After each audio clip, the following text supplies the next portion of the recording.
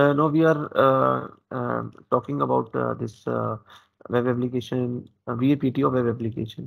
Now, at the start I told you that in VAPT you will get two things. You will get vulnerabilities and you will get misconfigurations. Now, these are the vulnerabilities that you will see in web applications.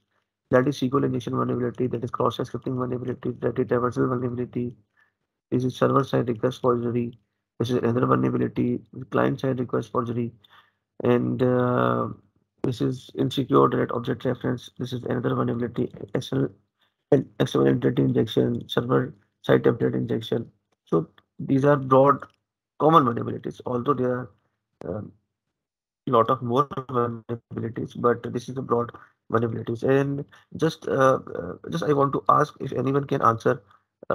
If anyone knows anything about these vulnerabilities, I will be happy to see your comments on these vulnerabilities. Just want to share the mic with you. Just tell me if any one of you knows anything about this vulnerability. Just to make the session interactive, just any information about SQL injection, cross-site scripting, just a rough idea. Okay, no problem. Let me explain. Although I will not go into the detail of each vulnerability because learning each understanding each vulnerability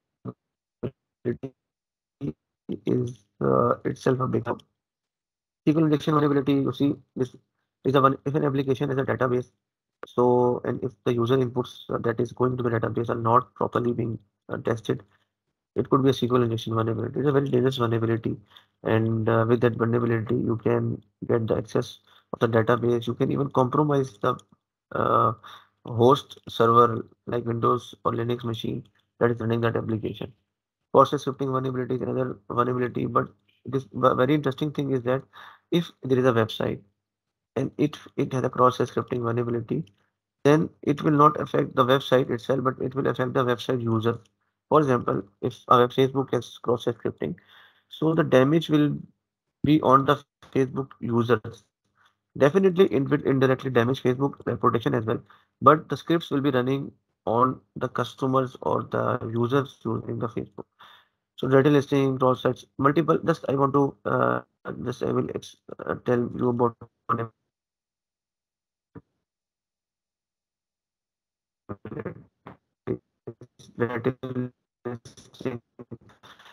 sometimes maybe you files. So this is a data listing vulnerability, and with this you can see all the files listed on that server. So this is a data listing vulnerability, and these all different type of vulnerabilities. These all vulnerabilities have different type of impacts. You cannot say that every vulnerability has the same impact. And so this is you should be clear that different vulnerabilities have different impacts. So these are different vulnerabilities, they have different impacts. This is common misconfigurations, as I've already told. Just written few of them just to give you an idea, although a list is big. But you can see weak password in web application. You can see default password. This is very interesting. If you are pen testing like an application, and for example, it is a WordPress CMS, then you can first try. You should first try the default password. Maybe default with default credentials, you can log in into that application. So this is very common issue, and we see a lot of default passwords when we do these activities. Weak SSL cipher source, maybe you know these days websites are HTTPS. HTTPS it is using cipher source for different purposes, for encryption, for hashing, for different cryptographic operation. Different cipher sources are being used. So sometimes it happens that weak cipher sources are being used. Like for example, just give an example of Facebook website again. It is quite possible that Facebook is using DES for encryption. For encryption, there are different algorithms. There is DES as well. There is AES 128, AES 256 as well. But it is quite possible that they are using DES that is weak and obsoleted, and they are not using AES 256. So this is basically weak cipher source. This is a misconfiguration, and if there is a misconfiguration, what will happen? Encryption algorithm will be weak, and at the end of the day, what will happen? If you are using Facebook in your home, then the communication from your browser into your laptop to the backend Facebook server will be over weak encryption algorithms. it could be cracked and encryption, the communication could be decrypted. Like whatever you're using on Facebook, it could be intercepted and it could be decrypted if they are using weak SSL cipher source. So this is not a vulnerability, but this is a misconfiguration. If you have four choices of encryption algorithm and you are using a weak encryption algorithm, so it's just a misconfiguration. Now, implication of vulnerabilities. Implication mean damage of vulnerabilities. What a vulnerability could do. So, just giving you an example, that is, as I have already told, that web application is not an independent entity. Web application is a combination of multiple components. So, with keeping this concept in mind, the damage could be at different levels. Damage could be at application level, damage could be at database level, damage could be at operating system level.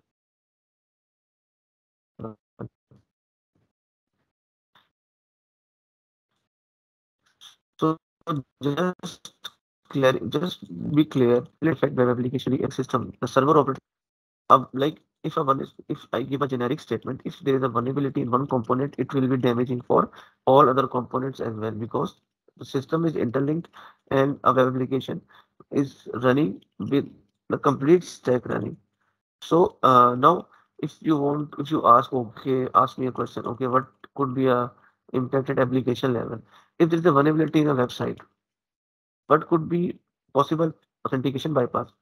Just giving you an example, if you have a bank, you have a banking website, and there's a vulnerability of SQL injection, then I can log in into this website with your credentials, without your credentials, and I can log in into your account, and then I can transfer an amount, then I can do all the operations as well. So this is an impact authentication bypass. Preview escalation, and preview escalation is like this: that if I am a user of your banking, like I have an account on your banking website with my name Waqas, and if there's a vulnerability, and with that vulnerability, what I can do, I can log in with some another account. I can see the details of another account, that is Abdullah. So that is privilege escalation. Now, just want to clarify, there are two types of privilege escalation, that's horizontal or vertical. Horizontal means that if a banking owner, it has 100 customers, and if I am customer one, and I can access the information of customer two, customer three, customer four, that is horizontal escalation, because all are customers. But if I am a customer, and if I can customer one, and if I can access, I can escalate the privileges, I can become an admin user. So that is vertical privilege escalation. So escalation moves in this direction as well, escalation move in this direction as well. So uh, this is very important point. You should be clear. Horizontal means customer one can access customer two, customer three, customer four. This is horizontal. And if a customer one can go to the admin, developer admin, maybe super admin, maybe another level, this is vertical escalation. So this in the context of an application, this is horizontal and vertical escalation. So from the database, if what could be the impact of database? You can access the data from the database. You can corrupt the data. That is very important. If you, for example, if the same banking application customer two, if I can corrupt, I can make the customer two as $1,000 in his account. I can make them to $10 as well. So this is a game of numbers, but it will be a huge damage. So database could be corrupted with fake values, with garbage values, and uh, this is, I think, authentication bypass, just leave it. This is a typo. Operating system level, at OS level, you can get remote code execution. You know, remote code execution means that I can execute code on that server. It is a very dangerous impact, because if I can execute a code on that server, like a Windows or Linux server, that game is going to be destroyed. So and file system access. File system access means that if your Windows machine, and if there is a web application, it is a vulnerability, it is quite possible that you can go to C Windows and another drive and get some file, read some files. So this is file system access. Maybe you can write into the file system. So now just to summarize, vulnerability in a web application could damage web application itself, could damage database as well, and could damage operating system as well. So these are all interconnected systems. A vulnerability, a problem in one component could affect other component, and I have listed a few of the impacts just to give you a clarification.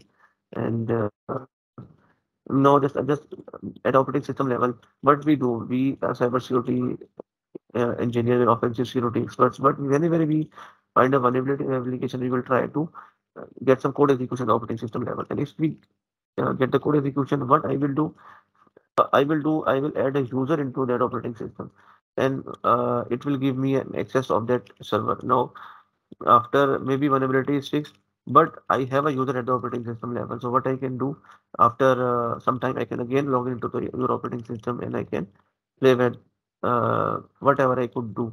So damages, you can just think that your complete system could be lost, components could be lost, depending upon the vulnerability and depending upon the impact. So this is the implication of vulnerability. And I would request you that if you have any questions on the implication part, then you can ask me. Right. So I will move forward. Just try to ask questions. Just try to clarify your concept. I want that it this session would be useful to all of you. No VAPT methodology. This is the part of the uh, you have maybe you have heard the term. Maybe you don't not have. This is two terms are being used. One is SaaS and one is DAST. SaaS means static application security testing, and DAST means dynamic application security testing. Okay. So now, what does it mean? You know, a web application is just a piece of code. Okay, that is running on a web server, and there could be a database. There must be there must be a server, a Windows or Linux server. So the source code, sometimes people come to us, they share source code with us. They want to see, okay, test our application, but from the source code. So what we will do, we will just so SaaS means test a website uh, without running. You are like if I'm using Facebook, website is running at the back end. But what happens if Facebook give me a code of their website and I bring that code into my laptop and then I try to do the assessment without running that code? That is SaaS. SaaS means static. Static means application is not running. So this is SaaS. If Facebook hire me, tell me that I will give sites from the internet and try to penetrate. That is DAST, dynamic application security testing. It means that application is running at the back end and we are trying to penetrate that application. So this is the difference between SaaS and DaaS. Again, I will repeat for you just to clarify that just with an example, it is very easy to understand. If Facebook hired me, Facebook has two possibilities, right? One, they can ask me, okay, take our code. I will copy that code into my machine. Code is not running, and I can do the assessment. I can see the code and see the vulnerabilities from the code. That is SaaS.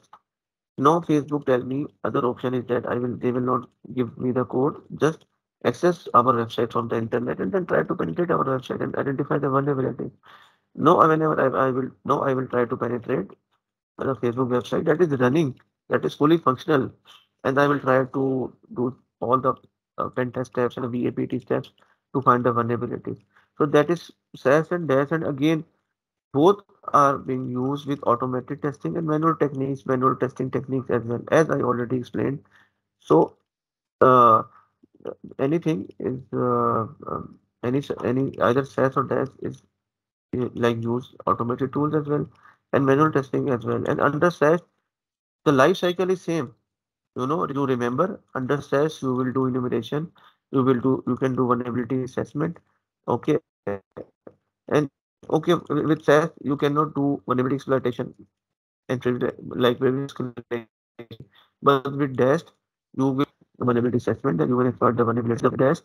All the all the stages of the VAPT life cycle are active, but with SaaS, because application is not running, you can just identify the vulnerability and you can do the enumeration and identify the vulnerability. So this is SaaS and DAST, and one last thing is concept of false positive. Whenever you use a tool for VAPT, there are a lot of false positive. Tool thinks that it is a vulnerability security engineers validated vulnerability. There are a lot of false positives as well. So because tools are developed on automated scripts, so some they produce for it. So if I want to clarify this point to you, because if you are taking cybersecurity doing by it by yourself, do not think that the tool, do not rely 100% on the tool report. There must be a cybersecurity brain vulnerability. So, and the last point is that tools for both kind of assessments are also different. So, with this, for SAS there are different tools, for DAS there are different tools, and honestly, for different stages of SAS, like enumeration and assessment, tools are different. For different stages of DAS, like enumeration, assessment, exploitation, investigation, tools and techniques are different. So, just want to clarify this: there is not a single tool. Tools are different for different stages of pen test and for different assets of IT infrastructure. You see, we have created tools, lot of commercial tools, lot of open source tools, web application, very famous NetSpark, Economics, Pursuit Pro is a very, very famous tool. ZAP is also a tool used to do traffic intersection and all that stuff. Open source tools, Nikto, Dove, and you are not just giving an example, Dove. Dove is not a vulnerability assessment tool. Dove is an open source tool used to identify, used for enumeration. So, and Nikto that is used for that looks for web server misconfiguration and web server vulnerabilities. It is like it focus on web server, not web application. Focus of this tool is on web server, like IIS or Apache. So you see that tools for different purpose tools are different. So and for different stage tools are different. There could be commercial tools, there could be open source tools, but there is not a single tool. People ask me that where is the tool? Just go and like just like press the button and low VAPT is over. So this is not like this. And definitely, if you are talking about VAPT, it would not be good. You should not talk about Kali Linux. Kali Linux is a tool. Kali Linux is an operating system that has combined different tools of VAPT under its package. So you don't have to set up if for example you can set up 100 tools on your Windows machine, Linux machine, it is quite time consuming. So you can pick up these bundles, maybe Kali Linux, there is a Parrot operating system as well, different other as well that has packaged all the tools in an one Linux build and name that as Kali Linux, someone name as Parrot operating system. So if you are doing VAPT, this is for every cybersecurity engineer or pen tester in the world. 7 parts. I just want to show you few things at the end. Uh, VAPT mobile applications is different. VAPT of networks is different. This is the part of that presentation. VAPT of workstations is different. At the Sir, just at the end of the yes, Sir Waqas, I would like to suggest, if you could continue in the next session. yes, because I was told that there are two sessions on VAPT. Yes, So I there are two okay. sessions. One is going to be today, and one is going to be on Monday, inshallah. Okay, then we will start from VAPT or for mobile applications. Okay, okay. If you I will share the PPT as well if you want. You can share it with the team, and because they can go through the PPT. I would request you and I would suggest to people that you will discuss this stuff with you. You will try to ask as many questions as possible, and you so that it is a learning session for you. It is a useful session for you, and be very open.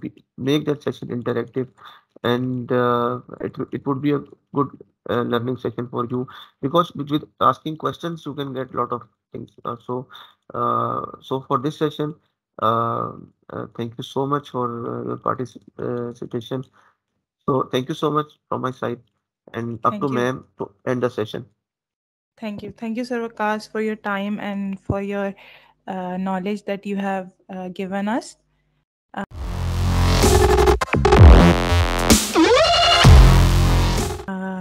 We will continue in the next session, inshallah. Thank you, everyone, for attending.